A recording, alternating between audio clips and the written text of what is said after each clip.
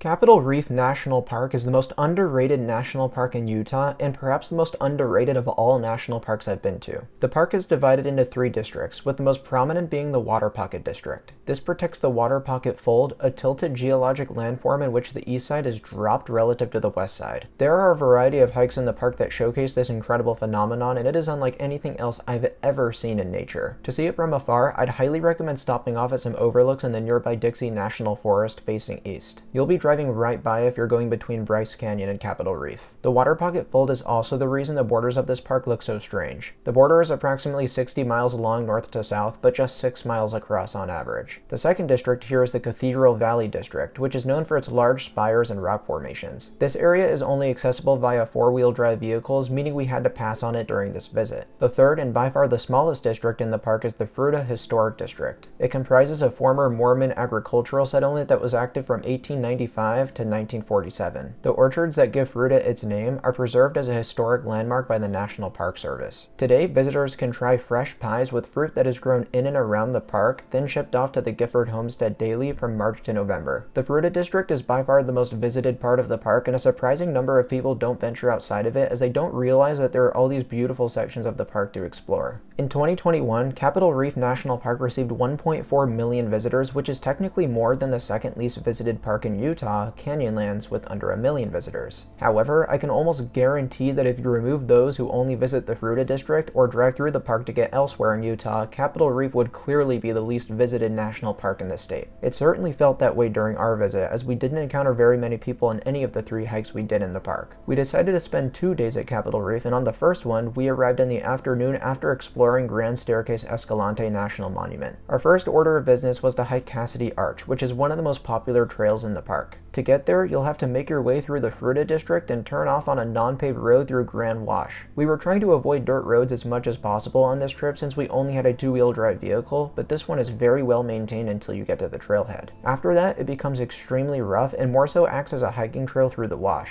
Once you make it to the Cassidy Arch parking area, you'll walk a couple hundred feet through the Grand Wash before making it to the trailhead. From here, it's going to be 3.1 miles out and back to a massive natural bridge. The hike is one of the most well-designed and underrated I've ever experienced in a national park. You'll make your way up 685 feet of elevation gain, and along the way, the views of Grand Wash start to become very impressive, especially once you see the top and get your first look at the crazy tilt of the area. Upon arriving at Cassidy Arch, we were blown away by the sheer size of it and its 400 feet of height off the ground. It can be a little dangerous to see the whole thing, as the viewing area is basically a slanted rock layer that faces a massive drop-off. Also, unfortunately, lighting wasn't the best at this time of day, but hopefully you can get an idea of how huge this arch is. One very unique feature is the ability to walk on top of it, making it one of the few standable arches in the national park system. As much as it looks terrifying from the viewing area, the arch is so large that the wide walkway isn't intimidating at all when you're on it. As if the arch wasn't enough, the scenery from this high point was breathtaking. Obviously, you have the backdrop of the arch, but also if you make your way up the slant, you get amazing views looking west and of the steep canyon walls. I couldn't believe how high we were, as the trail really wasn't that difficult at all. Overall, the Cassidy Arch Trail was one of the highlights in the park and a must-do if you come here. I love basically everything about it. The following morning, we made a stop in the Fruita Historic District for our first time. Right away, we were blown away by all the yellow fall color affecting the trees along the Fremont River. This river actually flows through the northern part of the park and carved the canyon that you drive through to get to the other side of the Water Pocket Fold. We came here to try one of the park's famous pies, so we got to the Gifford Homestead right as they opened at 9 a.m. It's worth noting that they often run out of pies within the first hour or 2 that they're open, so if you want to try one, you'll have to get there early. The building that they sell pies in is one of the finest remaining examples of one of the buildings making up the Mormon settlement of the Fruita Valley. They had a variety of flavors, including strawberry rhubarb, peach, apple, cherry, mixed berry, and pumpkin. Each pie costs $6.50 and is meant to be a personal serving size. I got the strawberry rhubarb and my brother got a pumpkin pie. I thought mine tasted incredible and the filling was warm and fresh when we got it too. The pumpkin pie was also delicious and probably the best pumpkin pie I've ever had, coming from someone who doesn't typically enjoy them. The fact that they have these pies in a national park and it's such an integral part of Capitol Reef's history is amazing. I'd strongly recommend trying one of these if you visit, especially since it gave us just the energy boost we needed for our next hike. And this would be a full day hike combining the Hickman Natural Bridge and Navajo Knobs Trail. Hickman Bridge alone alone is just 1.7 miles out and back from the trailhead, and then if you want to continue, you can head to the rim overlook, which adds 3 miles, or the Navajo Knobs themselves, which adds more than 7.5 miles to your journey. I have to suggest that you go all the way to Navajo Knobs, as this is one of the best hikes I've ever done in a national park, and it ends with one of my favorite views in the entire United States. The whole way there has more than 2,100 feet of elevation gain, which sounds bad, but it's all on a gradual incline. I'm not going to act like the hike was easy, but I've certainly done harder that are around the 10-mile mark. First, we'll focus on the portion to Hickman Natural Bridge. This trail begins right along the Fremont River and immediately begins to ascend upwards. A little over halfway there, the trail splits and you'll need to make a decision. We went left to see Hickman Bridge and then backtracked to continue on the Navajo Knobs Trail. The scenery the entire time is beautiful, and when you get to Hickman Natural Bridge, it is another awesome arch formation. It fits into the landscape seamlessly, and the trail passes right underneath it before looping back around. Though stunning, Hickman Bridge definitely does not compare to Cassidy Arch, so for those of you who only have time for one short hike in the park, choose that one instead. On a repeat visit, I'd only go out of my way to see Hickman again if I knew I were going the entire way to Navajo Knobs, but that's also because I know how amazing the view is up there. Continuing onwards, we met back with the Navajo Knobs Trail and started to advance towards our first point of interest on this section of the hike. You'll come across a sign displaying the name of one of the most iconic formations in the park, Pechtel's Pyramid. More so than anything else I saw at Capitol Reef, this backs up the meaning of the name perfectly. The Capitol part comes from the white domes of Navajo sandstone that resemble the domes of Capitol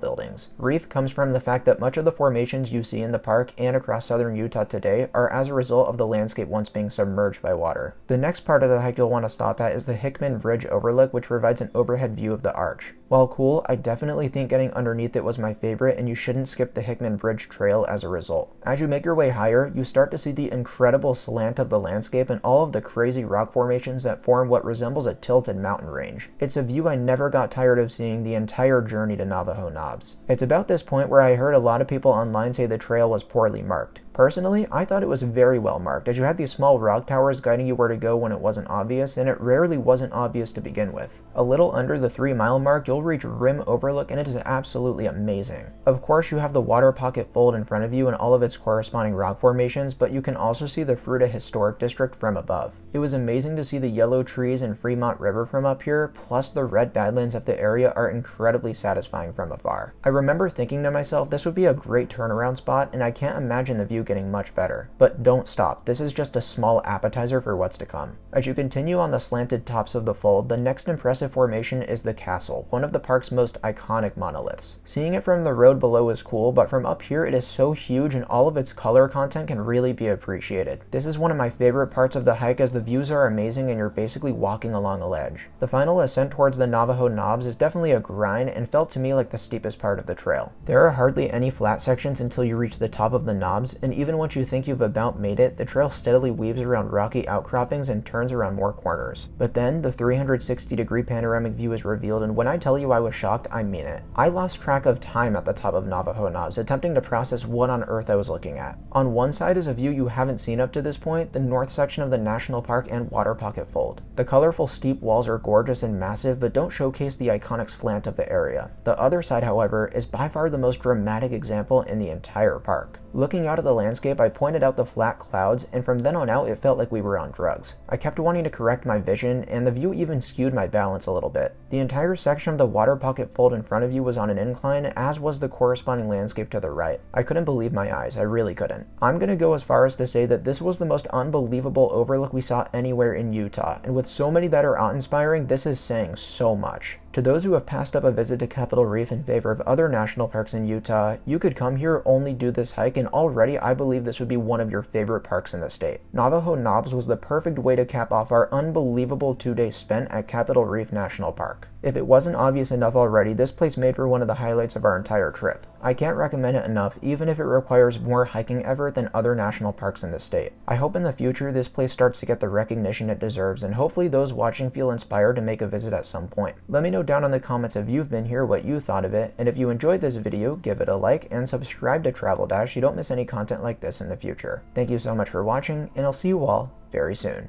Bye guys.